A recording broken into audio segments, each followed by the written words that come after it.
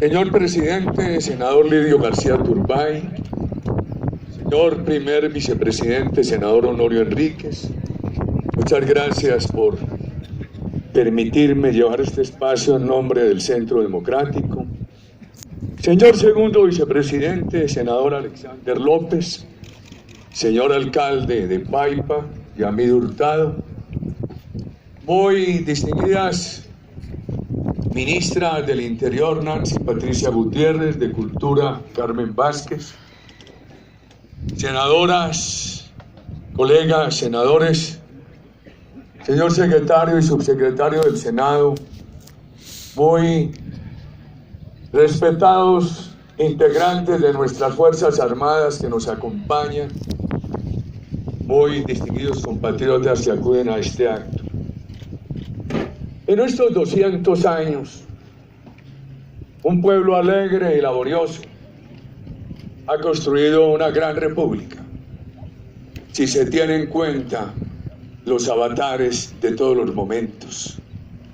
Una democracia en perfeccionamiento continuo, en medio de un sino transversal de violencia.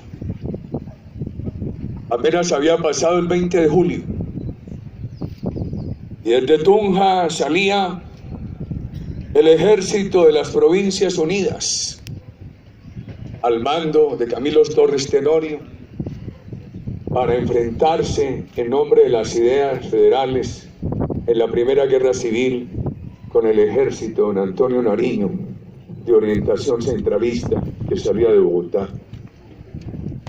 Vinieron las guerras anteriores a 1863, Melo, Obando, Mosquera. Todas las ilusiones de la Constitución libertaria federal de 1863 se fueron frustrando. Entre esa fecha y la promulgación de la Constitución de Núñez de 1886, los historiadores registran más de 30 guerras civiles, sumadas las que se dieron al interior de los estados. En mi tierra se recuerda la batalla del Cascá, cuando el ejército liberal fue derrotado por el ejército conservador que llevó a don Pascual Bravo, al general Berrío, a la presidencia de aquel estado. Vino la guerra de los 1000 días. El general Uribe expresó que esa lucha se daba para reverdecer las libertades. Nos condujo a la pérdida de Panamá.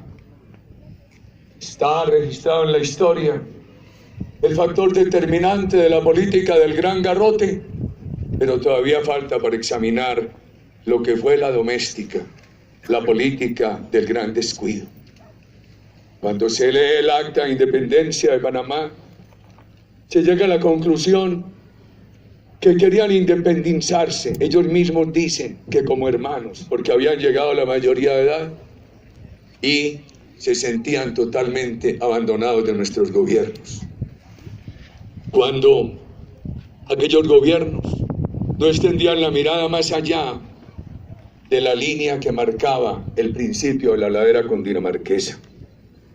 Cuentan que cuando el general Pedro Nelo Ospina acudió al Palacio de San Carlos a llevar la noticia de que se estaba firmando el Acta de Independencia de Panamá, el presidente de la República se encontraba distraído leyendo una novela en francés. El triste tiempo de la violencia política, podríamos decir a guisa de simplificación, hubo más pasión y casi cero doctrina. Ha habido muchos procesos de paz, el del general Rojas, el de Alberto Lleras. Vino la política de seguridad del presidente Valencia, infortunadamente efímera. El presidente López Michelsen, en nombre de la paz, ordenó a las Fuerzas Armadas levantar el cerco de Anorí, con la promesa de que el ELN estaba ya dispuesto a la paz. Fue en los años 70. Hoy esa guerrilla está resurgida, crecida y en el narcoterrorismo. El Estatuto de Seguridad del presidente Turbay fue duramente controvertido, pero más tarde, como expresidente, abrazó con entusiasmo el acuerdo de paz con el M-19. Presidente Belisario Betancur, su espontaneidad, su energía, su entusiasmo, su buena fe fueron frustrados por el fracaso, porque aquellos a quienes les tendió la mano simplemente respondieron con más derramamiento de sangre. La constituyente del presidente Gaviria, diría yo que muchos critican que fue un quiebre institucional, tenía un soporte real en la comunidad, se percibía en el país un ambiente que la quería. Hubo la séptima papeleta y nadie sintió haber sido engañado por esa constituyente. Contrasta con otro quiebre institucional, ese sí real y engañoso, el desconocimiento del resultado del plebiscito de 2016. El presidente Andrés Pastrana, aquel día de enero de 1999, cuando el cabecilla de la FARC, Manuel Marulanda, no acudió a la cita, la voz expresada de los colombianos resintió y manifestó mucho dolor, pero también hubo voces silenciosas que nos dijimos, por fortuna para el Estado de Derecho. Habría sido nefasta esa foto, recorriendo el mundo y mostrando un cogobierno entre el gobierno legítimo de Andrés Pastrana y la acción terrorista del cabecilla que incumplió la cita.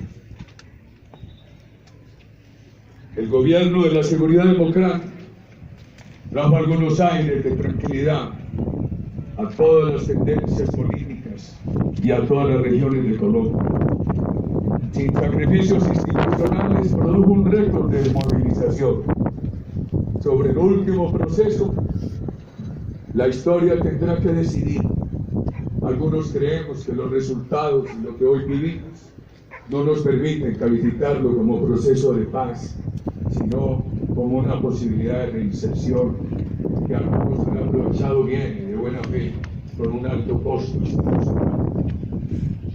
Una posibilidad más de reinserción de las muchas que ha dado esta democracia generosa y que ojalá no sea acechada por el camino que Cuba le indicó a la dictadura de Venezuela. Es importante mirar qué ha pasado en esa dictadura inspiradora. Cuando América Latina tenía un 40% de pobreza, allá no superaban el 26%. Y ahora que América Latina ha bajado la pobreza al 27%, allá está en el 86%. Los han querido comprometer una tesis equivocada del pensamiento del libertador. Basta leer una de las obras que mejor ha escrutado ese pensamiento, la del historiador británico John Lynch, que nos demuestra cómo el libertador entendía que las soluciones sociales pasaban por el camino de un gran estímulo a la iniciativa privada. En la historia de violencia ha habido guerras doctrinales, federalistas, centralistas, el reverdecer de las libertades, las guerrillas marxistas, pero se fue evolucionando al narcoterrorismo, al mercenarismo narcoterrorista que reducía a la mínima expresión la doctrina. Eso ha creado una enorme dificultad al país, lo mismo que la falta de un estado permanente de seguridad. Entendemos desde nuestra visión democrática que la seguridad es difícilmente oponible a los estados de confrontación por razones de doctrina, que tampoco la seguridad se legitima con las prácticas de la doctrina de seguridad nacional por las cuales muchas dictaduras de América Latina aplastaron los movimientos disidentes. Pero hoy, en una Colombia que ha venido perfeccionando su democracia, la seguridad es un valor necesario, es el único camino que conduce a la paz. Confiamos que la recupere plenamente el presidente Iván Duque, no solamente en favor de los líderes sociales, sino también de todos los colombianos. Recibió una herencia muy difícil. Distinguidos senadores, inseguridad, violencia, más impunidad. Una cosa es combatir el narcotráfico con la ayuda del Plan Colombia, como nos correspondió. Otra cosa es recibir 209.000 hectáreas de droga y bloquear las herramientas para combatir el flagelo. Queremos rendir un homenaje a los soldados y policías de la patria. Son ellos los sucesores de aquel ejército al que hoy recordamos. El ejército de la patria, nuestras fuerzas armadas, han procedido siempre con valentía en medio de momentos de humillación, con humildad para acatar siempre los dictados de la democracia. Soldados y policías de la patria, compatriotas, cuando no pudo asistir a la convención de Ocaña, el Libertador, en uno de los mensajes que envió, dejó una bella lección. Nos dio un bello mensaje cuando decía: considerar, legisladores, que la energía de la fuerza pública es la salvaguardia del débil, es la amenaza que aterra al injusto, es la esperanza de toda la sociedad. Considerar, legisladores, que sin fuerza no hay virtud, y sin virtud perece la república. El mérito de esta democracia es muy grande, perfeccionada paso por paso en medio de tantas dificultades. Los mexicanos se ufanan de que tuvieron la menor interrupción democrática en el siglo anterior. Fueron 12 años, Colombia apenas tuvo 4 años de interrupción democrática. Hagamos una mención al triste final de nuestros héroes. O'Higgins, después de haber construido la independencia de Chile con la ayuda del general San Martín, tuvo que terminar expatriado en el Perú. El general San Martín, una vez concluyó el encuentro con el Libertador en Guayaquil, partió Raúl, cruzó Lima, fue a Buenos Aires, se embarcó a Europa, regresó apenas en una ocasión y no pudo desembarcar de la nave que lo traía y que quedó atracada en el estuario del Río de la Plata. Murió cerca de París. Artigas, después de haber librado esa gran batalla por la independencia de la República Oriental del Uruguay, fue desterrado al Paraguay. Córdoba, asesinado por los mismos que lo habían acompañado a consolidar la libertad de nuestra provincia antioqueña, asesinado por los mismos que conocieron su valentía al contribuir eficazmente a la independencia del Perú y de Bolivia. El mariscal Sucre, asesinado en Berruecos, estaba cumpliendo la última misión que le había asignado el Libertador. En aquel 4 de junio de 1830, el mariscal se dirigía al Ecuador. Había pasado por Bogotá. Venía de llevarle un mensaje al general Páez a Caracas para que no se disolviera la Nueva Granada. Y iba en busca de poder convencer de lo mismo al general Juan José Flores, quien presidía Ecuador, y para que lo que hoy es el departamento de Nariño no se trasladara al Ecuador. Al Senado acudió con una crisis débil de la época, seguramente un cáncer en el hígado. Ya en los momentos agónicos, el general Santander, y todos sabemos, el general de Bolívar. Las dificultades nuestras son también epopeya histórica. Mientras muchos pedían que el rey de España viniera a gobernar América. El acta de independencia de Santa Fe de Antioquia incorporó el principio de la soberanía popular.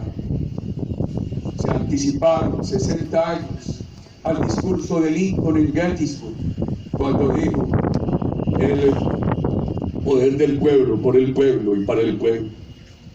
El movimiento comunero, en la historia de la humanidad, representa un hito formidable para que la soberanía de impuestos la ejerce el pueblo, no el monarca ni el dictador. En el examen del movimiento comunero podríamos decir que ha sido tan importante para la formación del Estado de Derecho como la Carta Magna de Juan Sin Tierra en Inglaterra. El acta primogénita de independencia de Cartagena nos declaró libres de todo vasallaje y sumisión, y fue el principio del fin de la Inquisición. Podemos soñar con una nación pluralista, con valores democráticos perdurables, pero también hay que decirle a los jóvenes que debemos un homenaje a quienes han contribuido a la formación de esta nación. Alberto Lleras. En 1944 nuestro expresidente decía: no se puede inventar una nación sin que tuviera ruinas y cimientos, sin que nuestros padres hubieran vivido, trabajado y sufrido sobre ella. Nuestro homenaje a Pedro Pascasio Martínez, el símbolo de la transparencia. En estos 200 años que corresponden al primer año del gobierno del presidente Iván Duque, Colombia debe percibir que un gobierno del mandatario, de la vicepresidente, de los ministros con total transparencia es el mejor ejemplo para derrotar la corrupción. Un homenaje a la mujer en la mención de Casilda Zafra, aquella heroína que contribuyó a toda la epopeya independentista de Boyacá, a la Colombia indígena, mencionando a Titicaca, el indígena compañero del Libertador, leal a la causa, amante de la naturaleza. Cuando el Libertador se acercó a saludarlo al verlo herido en el campo de batalla, cuando ya iba a expirar, las últimas palabras de Titicaca fueron: general, nos mataron el perro, refiriéndose a Nevado, el perro que nos acompañaba. Un homenaje a la Colombia, mencionando al almirante Padilla, el héroe de Maracay. De todo ciudadano sea un coronel Rondón para construir, para mejorar esta patria. Queridos ciudadanos, que haya una gran respuesta a Boyacá. Nuestro compañero, el joven senador Ciro Alejandro Ramírez, ha venido trabajando con toda la bancada de Boyacá, con el gobierno, para que se responda bien a Boyacá en este segundo centenario. El 57% de la propiedad campesina tiene falsa tradición. No solamente hay que legalizar la situación escrituraria, sino darles un gran apoyo. Una reflexión para que superemos todavía ese 27% de pobreza, 2 millones de ciudadanos con hambre. La única manera, con valores democráticos, un país seguro, consciente de que la inversión privada, con confianza, es la única fuente para generar los recursos para la política social, y la política social es el único camino para legitimar la inversión privada. Al final, ya en el lecho, en Santa Marta, el Libertador dijo que le tocó la misión del relámpago: rasgar por un instante las tinieblas, fulgurar apenas sobre el abismo y tornar a perderse en el vacío. Si todos, desde nuestras discrepancias, ayudamos a rasgar nubarrones, la patria será mejor. Gracias, señor presidente.